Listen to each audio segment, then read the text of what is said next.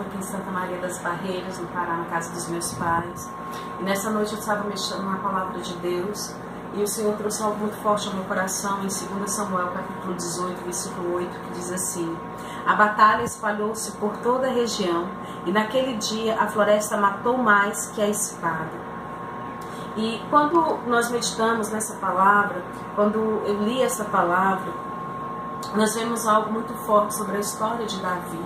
Nós vemos que Davi, ele decidiu não se levantar contra os seus inimigos. Davi decidiu não se vingar dos seus inimigos. Davi decidiu que ele jamais tocaria ou se vingaria de qualquer pessoa que fosse.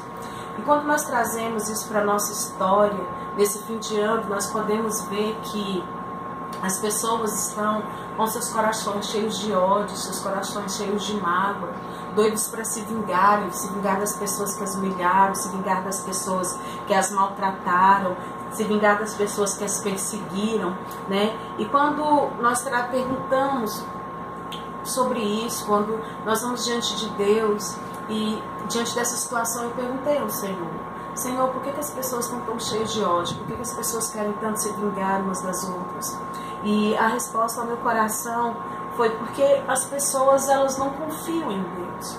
Porque as pessoas, elas não têm Deus como seu vingador, como sua justiça, como seu redentor, como seu Deus.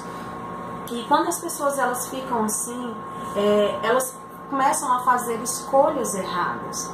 Mas Davi, ele escolheu não fazer isso. Por isso ele foi um homem segundo o coração de Deus. Por isso ele foi um homem que agradou a Deus.